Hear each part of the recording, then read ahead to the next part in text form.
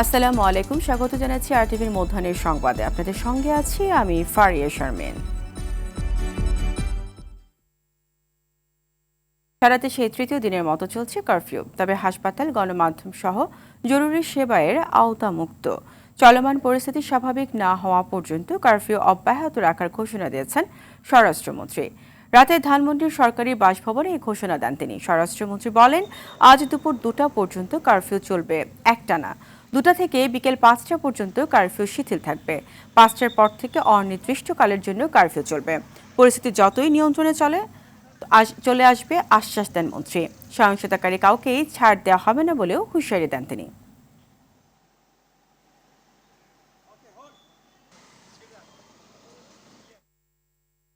দর্শক, বাংলা মোটর এলাকা থেকে তৃতীয় দিনের মতো কারফিউর চিত্র জেনে নেব সহকর্মী জাহিদ রহমানের কাছ থেকে। তৃতীয় দিনের মতো সারা দেশে কারফিউ চলছে। অনির্দিষ্টকালের এই কারফিউ ইতিমধ্যেই আজকের জন্য 3 ঘন্টার শিথিলতা রয়েছে দুপুর 2টা থেকে 5টা পর্যন্ত।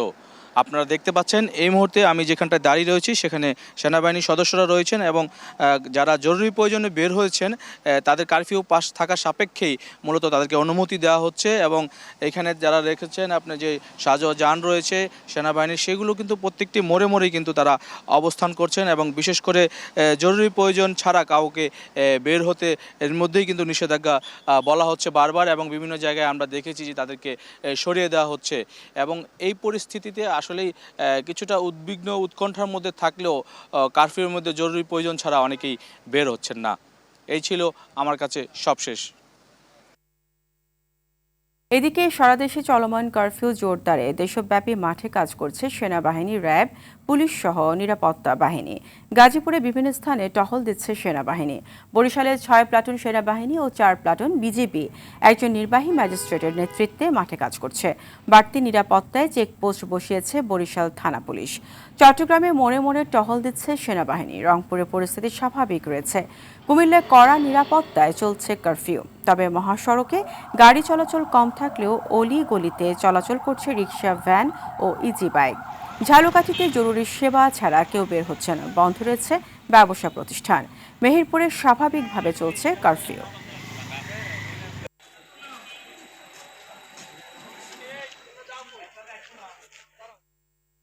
দর্শক, কুমিল্লার কারফিউর পরিস্থিতি জানাতে সেখান থেকে যুক্ত হচ্ছেন সহকর্মী আবুল খায়ের। এই মুহূর্তে যে কারফিউ চলছে, কারফিউর মধ্যে সেনাবাহিনী, বিজিবি এবং পুলিশ নগরীর বিভিন্ন সড়কে টহল দিচ্ছে। টহল দেওয়ার পরও কিন্তু মানুষ স্বাভাবিকভাবে তাদের চলাফেরা করছে। অধিক হারের মানুষ চলাফেরা না করলেও কিন্তু আমরা দেখতে পাচ্ছি মানুষ কিন্তু স্বাভাবিক হারেই তাদের প্রয়োজনীয় কাজে বের হচ্ছে। তারা কিন্তু তাদের স্বাভাবিক চলাফেরা করছে। আমরা কথা বলেছি জেলা প্রশাসক এবং পুলিশ সুপারের সাথে, তারাও আমাদেরকে জানিয়েছেন যে কোথাও কোনো অপ্রীতিকর ঘটনা ঘটেনি। তারা অপ্রীতিকর ঘটনা যাতে না ঘটে সেই লক্ষ্যে কিন্তু তারা সার্বিক পদক্ষেপ গ্রহণ করেছে। এদিকে কোটা বিরোধী যেই আন্দোলন, কোটা সংস্কার যে আন্দোলন, এই আন্দোলনের ইস্যুটা আদালতে সমাধান হওয়ার পর থেকেই কিন্তু পরিস্থিতি আরও অনেক বেশি স্বাভাবিক হয়ে গেছে, আমরা চতুর্দিকে দেখতে পেরেছি। আর কোটা সংস্কার আন্দোলন নিয়ে কুমিল্লায় যে আন্দোলন হয়েছিল, কুমিল্লায় যে নাশকতা করেছিল, যে বিজিবি এবং পুলিশের গাড়িতে যে আগুন দেওয়া হয়েছিল, সেই ঘটনাকে কেন্দ্র করে জেলার সদর দক্ষিণ মডেল থানায় পৃথক তিনটি মামলা দায়ের করা হয়েছে। এই মামলাগুলোতে 10,000 মানুষকে আসামি করা হয়েছে বলে আমরা জানতে পেরেছি। কারফিউর মধ্যে ইন্টারনেট সেবা বন্ধ থাকার কারণে কিন্তু কুমিল্লায় বেশ বিভিন্ন খাতে প্রভাব পড়েছে। আমরা দেখেছি যারা প্রিপেইড মিটারে যারা বিদ্যুৎ চালাচ্ছে তারা কিন্তু ব্যাপক ভোগান্তিতে পড়েছে। আমরা দর্শক, কুমিল্লা থেকে এই ছিল আমার কাছে সর্বশেষ তথ্য। কুমিল্লা থেকে জানাচ্ছিলেন আবুল খায়ের। ঢাকা উত্তর সিটি কর্পোরেশনের অঞ্চল 4 কার্যালয়ে বর্জ্য পরিবহনের 29টি গাড়ি পুড়িয়েছে এবং 17টি গাড়ি ভাঙচুর করেছে দুর্বৃত্তরা। মিরপুর 10 সিটি কর্পোরেশনের অঞ্চল 4 অফিসের বিস্তারিত জেনে নেব আরেক সহকর্মী সাকিবুর রহমানের কাছ থেকে। উত্তর সিটি কর্পোরেশনের 4 নম্বরের অঞ্চলের যে কার্যালয় সেটিতে আমরা অবস্থান করছি। প্রথমত এই যে ধ্বংসস্তূপ সেটি দেখলে কোনো মানুষের ধারণা হতে পারে যুদ্ধ বিধ্বস্ত কোনো দেশে আমরা অবস্থান করছি, কিন্তু তা নয়। এটি মিরপুরের 4 নম্বর আঞ্চলিক কার্যালয়। এখানে মূলত যে গাড়িগুলো দেখতে পাচ্ছেন, এটি দিয়ে উত্তর সিটি কর্পোরেশনের 4 নম্বর অঞ্চল যেটি রয়েছে সেটিকার বর্জ্য অপসারণ করা হয়। এবং গত শুক্রবার দিন কিন্তু দুর্বৃত্তরা এখানে এসে প্রতিটি গাড়ি এভাবে তারা জ্বালিয়ে দিয়েছেন। এবং প্রথমত এখানকার যারা কর্মচারীরা রয়েছে তারা বলছেন যে এখানে প্রথমে চারপাশ থেকে কয়েক হাজার মানুষ এটার ভিতরে ঢোকে, বাইরে থেকে প্রচুর পরিমাণে ইটপাটকেল ছোড়া হচ্ছিল এবং ভিতরে ঢুকে প্রথমে তারা প্রতিটি গাড়ির কাঁচ ভাঙচুর করে এবং ভাঙচুরের এক পর্যায়ে তারা এই গাড়িগুলোতে অগ্নিসংযোগ শুরু করে এবং অগ্নিসংযোগে এখানে অন্তত 29টি গাড়ি কিন্তু এখানে পুড়ে একেবারে ছাই হয়ে গিয়েছে, যেগুলো গাড়ি আর একেবারেই ব্যবহার করা যাবে না।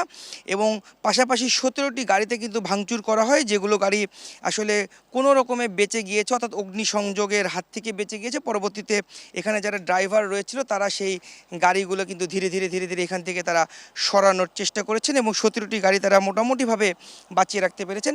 এর পাশাপাশি আমরা দেখেছি এই যে গাড়িগুলো যে এখানে অগ্নিসংযোগ করা হয়েছে তার ফলে কিন্তু এই 4 নম্বর অঞ্চলে, অর্থাৎ পুরো মিরপুর, মানিকদি, মোহাম্মদপুর এই অঞ্চলে বর্জ্য অপসারণে বেগ পেতে হচ্ছে সিটি কর্পোরেশনের। কারণ এতগুলো গাড়ি যখন পুড়িয়ে দেওয়া হয়েছে সেখানে অল্প কিছু সংখ্যক গাড়ি দিয়ে তারা সেই সমস্যাটি সমাধানের চেষ্টা করছেন। এবং এখানকার কর্মকর্তারা বলছেন যে আসলে খুব দ্রুতই এই সমস্যা কাটিয়ে ওঠা সম্ভব হবে না, কারণ এই যে গাড়িগুলো নষ্ট হয়েছে সেগুলোকে আবার নতুন করে আনতে হবে এবং তার পরবর্তীতে আগে যেভাবে তারা সেবা দিয়ে আসছিল সেইভাবে তারা সেবাগুলো দিতে পারবেন। তো এই ছিল আমার কাছে অঞ্চল 4 থেকে সর্বশেষ। মিরপুর 10 থেকে জানাচ্ছিলেন শাকিবুর রহমান। এদিকে আজ দুপুর 2টা থেকে 5টা পর্যন্ত চলমান কারফিউ শিথিল থাকবে বলে জানিয়েছেন স্বরাষ্ট্রমন্ত্রী আসাদুজ্জামান খান।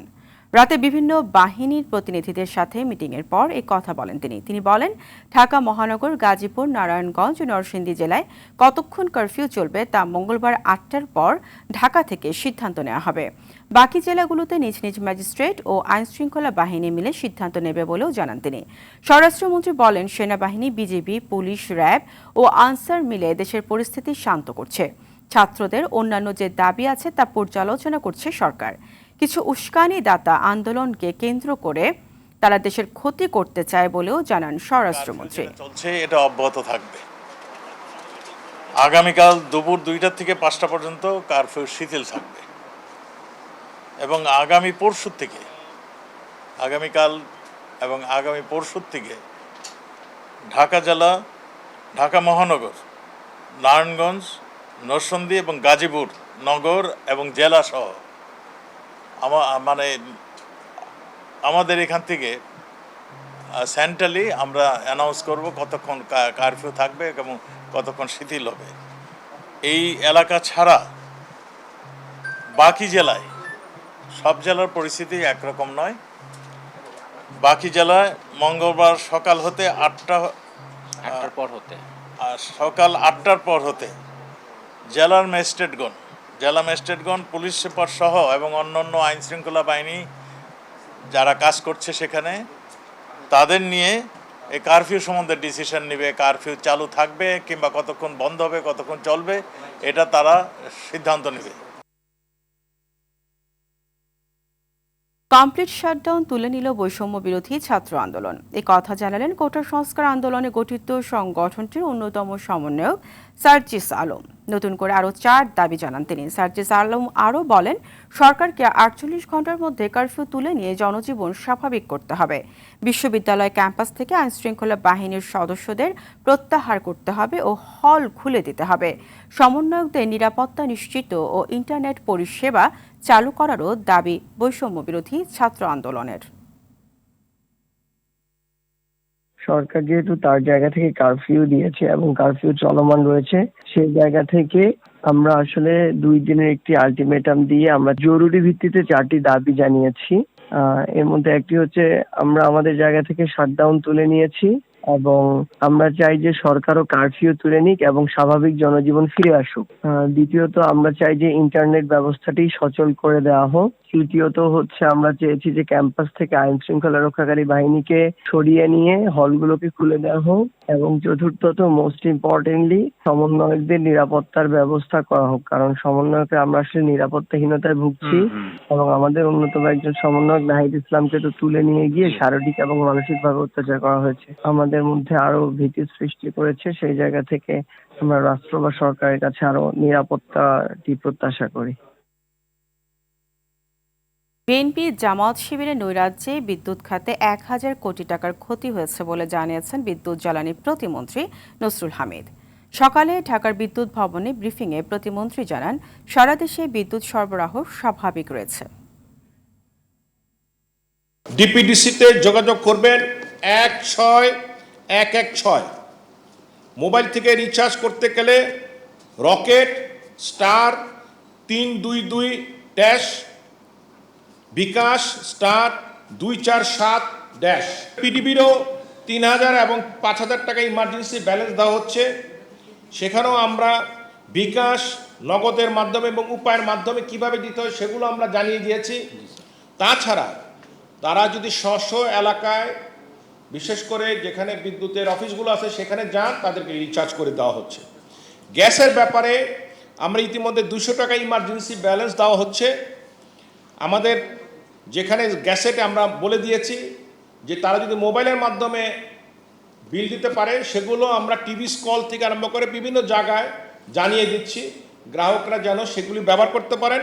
অথবা গ্রাহকরা তিতাসে যোগাযোগ করলে নিকটস্থ তিতাসের অফিসে গেলে পরে তারা সেখান থেকে তারা রিচার্জ করে দিতে পারবেন। কোটা সংস্কার আন্দোলনের পরবর্তীতে দেশব্যাপী জ্বালা ও পোড়া পরিস্থিতির একটি বড় প্রভাব পড়েছে নিত্যপণ্যের বাজারে।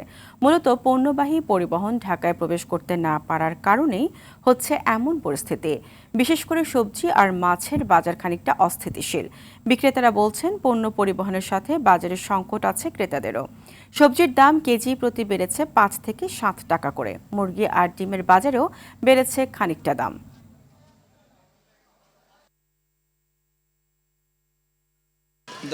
আগে দেখা গেছে মানুষের মাল আনতে দেখা গেছে কোনো রিস্ক ছিল না। এখন একটা ট্রাক ড্রাইভার দেখা গেছে চিন্তা করে এত দূরত্ব মাল নেওয়া যাবে, পথে একটা সমস্যা বা দুর্ঘটনা ঘটলে তো সমস্যা, যার কারণে ক্যারিং কষ্টটা একটু বেশি নেয়। যত রূপ নেওয়া দরকার তার থেকে অনেক কম নিয়ে চলতেছি, কারণ এটা বাজারে যে দামের যে অবস্থা, মানে সে তুলনায় আমরা পরিমাণটা আমরা নিতে পারি না।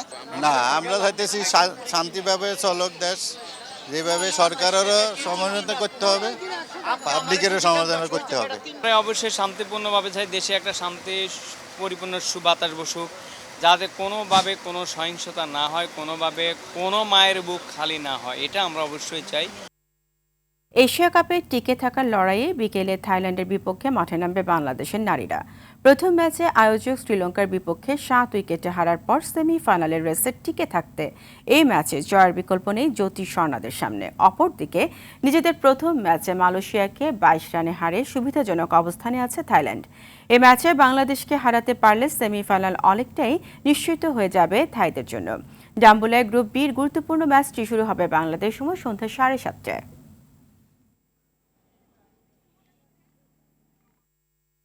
মধ্যাহ্নের সংবাদ এই পর্যন্তই। সবশেষ সংবাদ জানতে যে কোনো মোবাইল ফোন থেকে 24141 নম্বরে ডায়াল করুন। দুপুরের সংবাদ 2:45টায় দেখার আমন্ত্রণ রইল। ধন্যবাদ সবাইকে।